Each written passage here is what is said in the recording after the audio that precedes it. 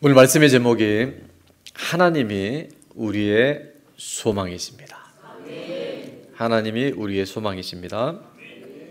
우리 인생은 어디에 소망을 두느냐에 따라서 전혀 다른 인생을 살아가게 됩니다. 부자가 되는 것에 소망을 둔 사람은 뭐에 집착할까요? 돈 그러면 자다가도 벌떡 일어나요. 건강이 소망이 된 사람은 어디에 마음이 뺏길까요? 그것도 돈이에요. 돈만 있으면 건강하니까 틀린 말 아니지만 음식,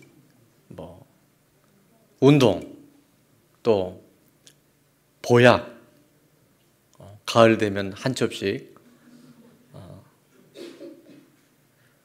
그러다 보니까 이 건강이 너무 집착된 분들 보면 건강 염려증이라는 게 있어요. 그러니까 모든 거에 민감해지는 거예요. 권력이 소망이 된 사람은 뭐 갖고 살까요?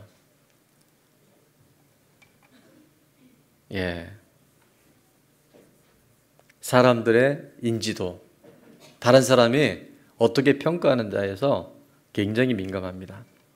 자식이 소망된 사람은 어떻게 될까요? 자식의 스펙, 학벌, 경쟁. 연예인들은 인기, 또 스포츠맨들은 승리.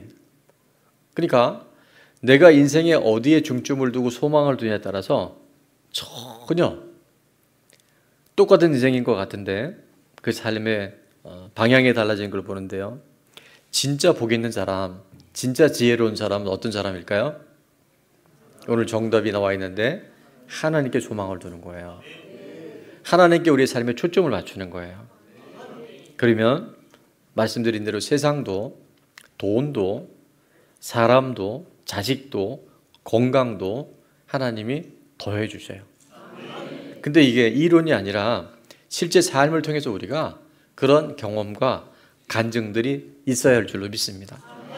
그래서 하나님께 소망을 두는 사람, 하나님을 앙망하는 사람들에게 주신 약속이 이사야서 40장 31절 말씀인데 한번 다 같이 읽습니다. 시작.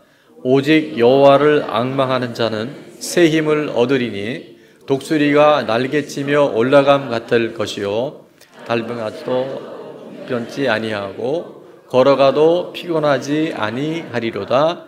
아멘. 오직 여호와를 앙망한다는 것은 하나님께 집중하는 사람, 오직 하나님을 우러러 소망하는 사람, 그런 사람에게는 하나님이 뭘 주신다 그랬어요? 새 힘을 주셔요. 이건 단순히 육체적인 힘만을 말하는 게 아니라 영력을 주시고 영권을 주시고 그 모든 것을 다스리고 정복할 수 있는 능력을 부으신 줄 믿습니다. 그래서 독수리는 날개치며 날아가지 않는다 그랬죠. 제가 며칠 전에도 은율 공원에서 새들 날르는 걸 잘 봤는데 대부분의 새들은요 이렇게 푸드덕거립니다. 이렇게 날라요. 그죠? 큰 새들도 보면 이렇게 날라요. 근데 이 독수리과나 맥과의 새들은 어떻게 나는지 아세요? 한두 번은 이렇게 할 수 있는데 그것도 되게 우아하게 날라요. 그 다음부터는 바람의 방향을 향해서 이렇게 날라요. 이게 포스가 다르더라고. 그러니까 독수리는 날개 치는 게 아니라요. 원어에 보면 NIV 보면 soul이랑 SOAR이라는 단어 쓰는데 그건 뭐냐면요. 날개를 펴는 거예요. 그래서 하나님을 향하여 집중하는 거예요. 바람을 향하여 집중하는 거예요. 성령님을 향하여 집중할 때요. 그가 날개 펴 올라감 같은 사람이 아니라 하나님의 도우심 속에서 그의 삶이 올라가는 줄을 믿습니다. 다른 박질하여도 곤비하지 아니하겠고 걸어가도 피곤치 아니하리로다. 하나님께 소망을 두는 사람, 하나님이 내 인생의 주인이 된 사람은 하나님의 은혜와 능력 가운데 살아가게 될 줄로 믿습니다. 오늘도 우리가 똑같은 말씀을 듣고 기도할 텐데 동일한 성령님이 역사하시는데요. 이제 내 마음의 자세가, 내 태도가 참 중요하거든요. 내 힘으로 살아가는 사람, 내 의지, 내 노력, 그게 결코 나쁜 건 아니지만 그런 우리의 삶을 뭐라고 얘기할 수 있냐면요. 한번 따라해 볼까요? 신념. 신념으로 살아가는 사람이 있어요. 그런데 정말 하나님이 지금 우리에게 원하시는 것은 신념이 아니라 뭘까요? 신앙이 중요한 거예요. 신념은 사람 중심, 나 중심, 세상 중심이라면 신앙은 하나님 중심, 하나님의 약속 중심, 하나님께 소망을 두는 자에게 주시는 은혜가 바로 신앙인 줄로 믿습니다. 그래서 신념은 온도계와 같아요. 온도계에 대한 얘기는 여러 번 했기 때문에 이해할 일이라고 생각하는데, 신념으로 살아가는 사람은 환경이 좋아지면 올라가요. 환경이 나빠지면 내려가요. 마치 온도계는 그렇게 무덥던 여름이 며칠 사이에 찬바람이 부니까 온도계가 쭉 내려가는 것처럼, 신념으로 살아가는 사람은 내 자신과 환경과 사람의 반응에 의해서 올라갔다 내려갔다 하는 거예요. 그런 게 바로 온도계 같은 믿음, 다른 말로 하면 신념으로 살아가는 사람이에요. 기복이 매우 심합니다. 특징 중에 또 하나는 이 신념으로 살아가는 사람은 하나님께 소망을 두지 않고 자기의 능력과 환경에 의해서 삶의 기준을 두고 살아가는 사람들에게는 어떤 특징이냐면요, 자존심이 세요. 자존심이 되게 세요. 상대적 열등감이 있어요. 그래서 나보다 좀 못한 사람 보면 무시하고 교만해지고요, 나보다 잘하는 사람 만나면 시기 질투하고 판단 정죄해요. 그러니까 이 관계 안에 하나님이 정말 아름다운 걸 많이 주셨는데 잘 누리지 못해요. 그러니까 자존심이라고 하는 것은 사람 앞에서 나를 바라보는 게 자존심이에요. 그런데 신앙으로 살아가는 사람은 어떤 사람이냐 하면 온도 조절계와 같아요. 지금도 우리 예배 직전에 온도 조절계에 의해서 우리 안내위원들이 이 온도를 맞춰 놓잖아요. 그래서 만약에 실내 온도를 25도 이렇게 놓으면 우리 이 본당 안에 있는 이 공조기들은요, 어떻게 열심히 하는지 아세요? 25도를 맞추기 위해서 열심히 막 찬바람을 불어내요. 그러다가 25도가 딱 되면 어떻게 되는지 아세요? 멈춰요. 어떻게 알았어요? 오, 대단하시네요. 온도 조절기 같은 건 뭐냐면 항상성을 유지해요. 환경에 의해서, 사람에 의해서 내가 이랬다 저랬다 하지 않아요. 하나님께 중심을 두기 때문에, 내 삶의 소망이 하나님의 약속에 있기 때문에요, 환경은 요동해도 내 마음 안은, 아까 우리 찬양 드린 것처럼 내 영혼은 안전해요. 내 아버지 그 품 안에서 나는 평안해요. 그래서 이런 사람은 자존감이 높아요. 아까 신념 속에 살아가는 사람, 온도계처럼 살아가는 사람은 자존심이 센데, 이 신앙으로 살아가는 사람, 온도 조절계와 같이 살아가는 사람은 자존감이 높아요. 왜냐하면 하나님 앞에서의 나를 살아가는 거예요. 천만인이 나를 둘러진치고 만명이 나를 포위한다 할지라도 나는 두려워하지 않아요. 왜? 하나님이 나를 지켜주시고 하나님이 나의 주인이시고 하나님이 내 인생의 주권자이기 때문에, 그 위급한 상황이 와도 우리 안에 하나님이 내 삶을 붙들고 가시기 때문에 그 삶 안에는 하나님이 주시는 평안이, 하나님께서 나와 함께 하신다는 그 자존감이 우리 가운데는 높아지게 되는 줄로 믿습니다. 그래서 하나님이 우리의 소망이 되시는 사람들이 하나님으로 소망을 삼고 사는 사람들을 통해서 하나님의 나라가 이루어지는 줄을 믿습니다. 자, 그래서 저는 오늘 세 번째 날 하나님께 소망을 두는 사람은 어떤 사람인지 두 가지로 살펴보려고 하는데, 첫 번째입니다. 우리 화면 보면서요, 다 같이 시작. 생수의 근원이신 하나님을 떠나지 않습니다. 하나님께 소망을 둔 사람은요, 떠나라 그래도 안 떠나요. 왜요? 하나님이 바로 우리 생수의 근원이시고 생명의 근원이시기 때문에. 13절 말씀을 다 같이 한번 읽습니다. 시작. 이스라엘의 소망이신 여호와여, 무릇 주를 버리는 자는 다 수치를 당할 것이라. 무릇 여호와를 떠나는 자는 흙의 기록이 되오리니 이는 생수의 근원이신 여호와를 버림이니이다. 아멘. 자, 예레미야 선지자는 하나님께 소망을 둔다는 것이 무엇인지를 정확하게 알았기에 그는 놀라운 반증을 우리에게 예를 들고 있어요. 주를 버리는 자는 어떻게 된다고요? 수치를 당해요. 여호와를 떠난 자는 어떻게 돼요? 흙의 기록이 돼요.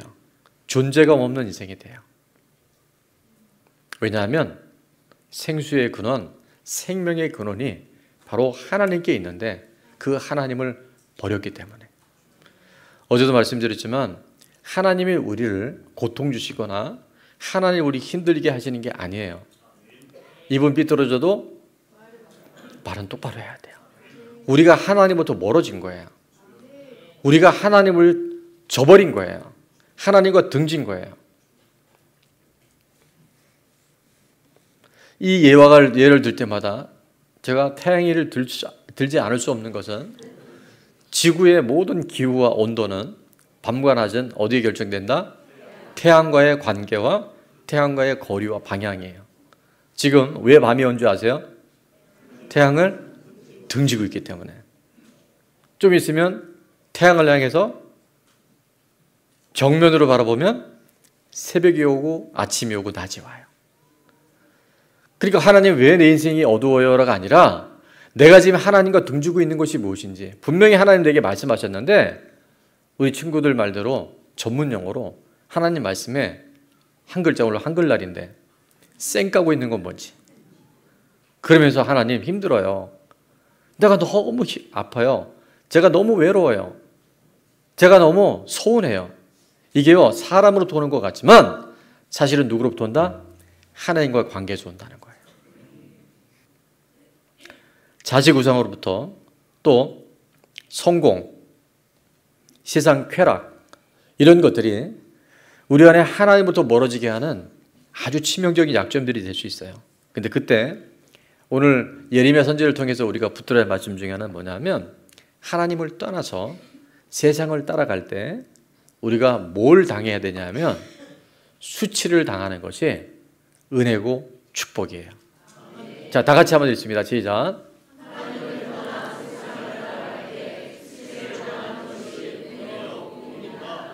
아멘. 하나님을 떠나 세상을 따라가는데 내가 수치를 당하지 않는다. 이건 저주예요. 그래서 많은 사람들이요. 제가 한 2주 전에도 환상을 좀 본 것이 뭐냐면 너무나 많은 사람이 아무 일 없이 살아가니까 그게 잘 사는 건 줄 착각하는 거예요. 하나님은 반드시 그 사랑하는 자를 징계하시되 하나님을 떠났을 때 하나님을 등졌을 때 그의 삶에 하나님의 간섭이 있고 그 삶의 수치가 드러나는 것이 하나님의 은혜인 줄 믿습니다. 여러분 이게 얼마나 중요한 진리인지 몰라요. 암 환자가 왜 무서운지 아시죠? 그렇게 마지막 목숨을 잃을 만큼의 중병이 되고 있는데 모르는 거예요. 암 말기가 되면 그래서 의학적으로 고치기 어려운 거예요. 드러나는 것이 복이고 드러날 때 하나님의 치유가 일어난 줄로 믿습니다. 흙에 기록된다는 것은 아까 말씀드렸지만 존재감 없는 거예요. 나는 인정받고 싶은데 나는 높아지기를 원하는데 그 삶은요 묻힌 삶이 돼버려요. 내가 나를 높이면 절대 높아질 수 없습니다. 그건 올라가다가도요 한 번에 넘어질 수 있어요. 그러나 내가 나를 낮출 때 하나님이 우리를 높여주셔요. 그 사람을 통해서 하나님 살아계심이 증거되는 줄로 믿습니다. 왜 이들에게 이런 수치가 드러나고 왜 이런 삶에 존재감 없는 일들이 일어나냐 하면 그토록 갖고 싶고 그토록 누리고 싶은데 그것이 모래처럼 다 빠져나간 이유는 우리 암송 5번의 말씀처럼 암송 5번의 말씀이 뭐였었죠?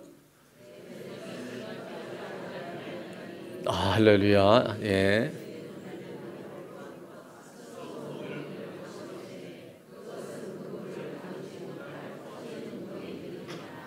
아멘. 그래서 엄밀히 말하면 한 가지 악이에요.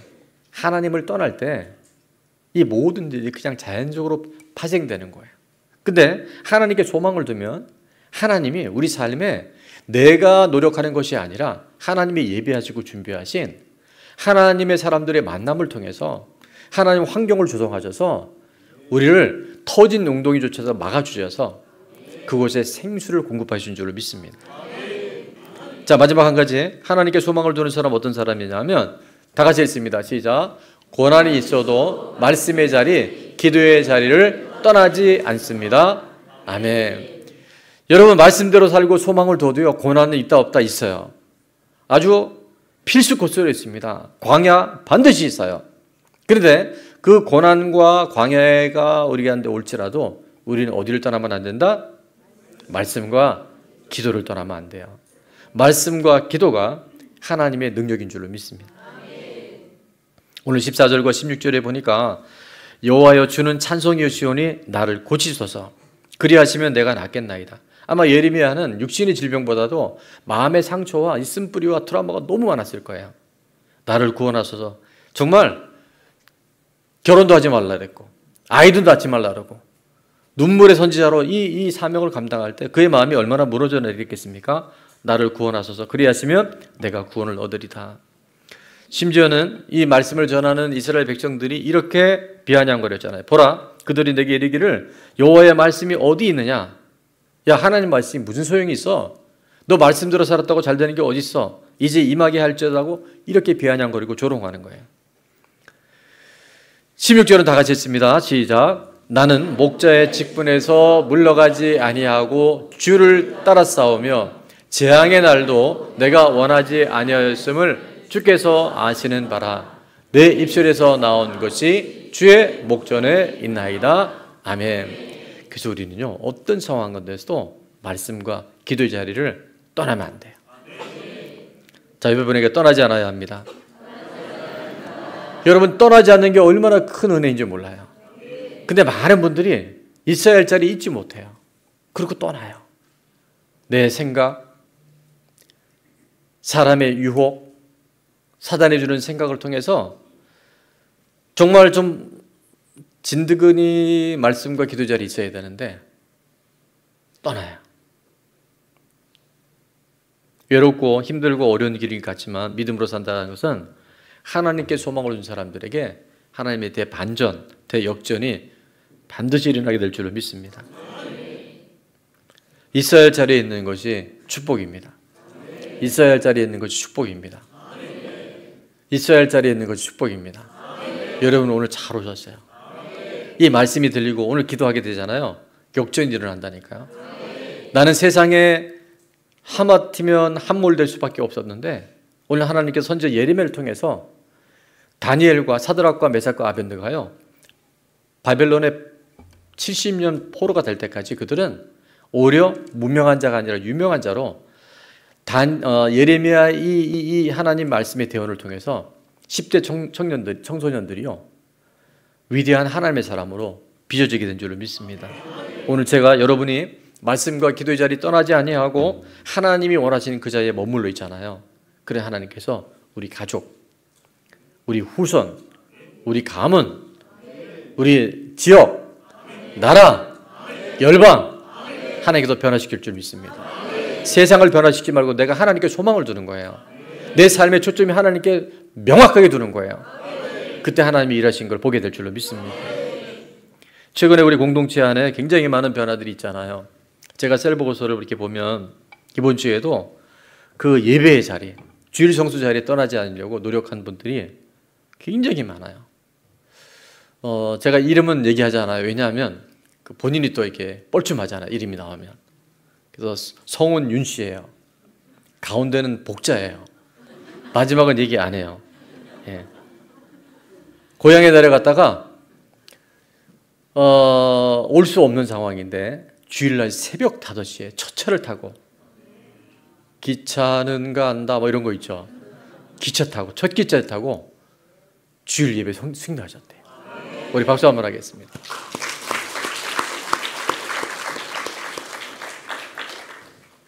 또 한 성도님은 꼭 광주에 내려갈 일이 토요일날 생겼는데 광주요 조금만 기다려라. 주일날 예배 다 드리고 주일날 오후에 내려가셨대요. 그러니까 하나님은 그러니까 이게 율법이 되면 안 되지만 내가 중심을 하나님께 드리고 내 삶의 우선순위 하나님께 드리면요 급한 일은 급한 대로 하나님께서 잠재워 주시고 또 안 가도 될 일은 하나님께서 막아주셔서 하나님의 일하심을 보게 하시는 줄 믿습니다. 하나님께 내 삶의 우선순위를 두고 하나님이 기뻐하시는 데 꾸준하게 내 삶을 드리면 하나님은 하나님의 일을 선하게 행하셔요. 그런 은혜와 그런 표적과 그런 간증들이 우리 삶을 통해서 반드시 흘러가게 될 줄로 믿습니다. 갈라디아서 6장 7절에 이렇게 말씀합니다. 스스로 속이지 말라. 하나님은 뭘 받지 않는다고요? 업신 여김을 받지 아니하시나니 사람이 무엇으로 심든지 그대로 거두리라. 자, 옆에 분에게 심은 대로 거둡니다. 오늘도 우리가 이거 심는 거예요. 있어야 할 자리에 있는 것, 이게 심는 거예요. 말씀을 듣는 것, 말씀을 심는 거예요. 오늘 기도하는 것, 순종을 심는 거예요. 하나님은 절대 공짜가 없어요. 하나님 없인 여기지 안 받으세요. 오늘 우리가 여기 있는 건 누군가 기도했기 때문이고 누군가 하나님 말씀에 순종하기 때문에 오늘 우리에게 이런 은혜가 있는 줄로 믿습니다. 자, 8절은 다 같이 있습니다. 시작. 자기의 육체를 위하여 심는 자는 육체로부터 썩어질 것을 거두고 성령을 위하여 심는 자는 성령으로부터 영생을 거두리라. 아멘. 그러니까 여러분 지금 뭐를 심는지, 내가 어느 자리에 지금 머무르고 있는지 뭘 보면 열매를 보면 알아요. 썩어질 것을 거두고 있다고 한다면 오늘 돌이켜야 합니다. 오늘 갈아타야 됩니다. 이자 많은 내는 데서 그렇게 그 사채에서 돈 끌어다 쓰면서 이자 물지 말고요. 1금융권으로 아니면 요즘에 정부에서 주는 0.5%짜리 이자 이런 거 있어요. 그게 하나님의 은혜인 거예요. 자, 옆에 분에 한 번 더 인사합니다. 갈아타면 됩니다. 갈아타면 됩니다. 성령으로 심고 영생을 거두는 우리 좋은 나무 공동체가 될 줄로 믿습니다.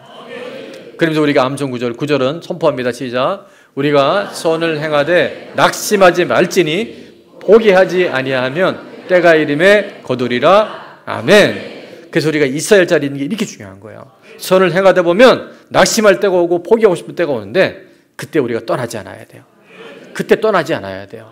오늘 예레미야는 그걸 본 거예요. 나는 사람들이 그렇게 나를 조롱하고 나를 비웃어도 나는 이 자리 떠나지 않겠다. 하나님의 말씀 끝까지 붙들겠다. 그런 사람을 통해서 하나님 열매를 거두게 하셔요. 그 열매의 수혜자가 저고 여러분인 줄로 믿습니다. 자, 마지막 정육 질문입니다. 첫 번째, 내가 다 같이 시작. 내가 하나님으로부터 멀어져 당하는 수치는 무엇인가요? 적으세요. 펜이 없으면 핸드폰에다 적으세요. 내가 하나님부터 멀어져 지금 당하는 수치가 뭔지. 저는 없는데요. 그런 분들은 굉장히 위대하시거나 매우 돌봐드려야 되거나 둘 중에 하나입니다. 여러분 하나님부터 멀어졌는데 수치를 당하지 않는다고 하는 것은요. 그게 오히려 복이 아닌 거예요. 자, 두 번째는 뭐 적을 필요는 없습니다. 그냥 인정되냐고 보자. 두 번째 한번 읽어볼게요. 시작. 그 수치가 나를 부르시는 하나님의 은혜요 복인 것이 인정되나요? 아멘. 저는 오늘 제가 이 질문하면서 제가 이제 건강이 이게 사실은 녹록치 않아요. 최근에 너무 이제 또 이렇게 제가 건강이 좋다 보니까 좀 썼어요. 썼더니 적당히 썼어야 되는데 좀 오버했나 봐요. 그래서 항상 하나님께서 이 건강을 통해서 저를 이렇게 그 기준을 두시는 것 같아요. 그래서 제가 좀 무리할 때는 이게 내 힘으로 하는 거 아닌가? 내가 좀 인본주의적인 것이 아닌가? 이제 제가 이제 그런 걸 조절해 보는 거죠.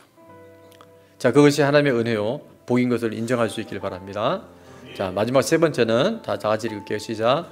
하나님을 가까이 하기 위해 버려야 할 것은 무엇이며 순종해야 할 것은 무엇인가요?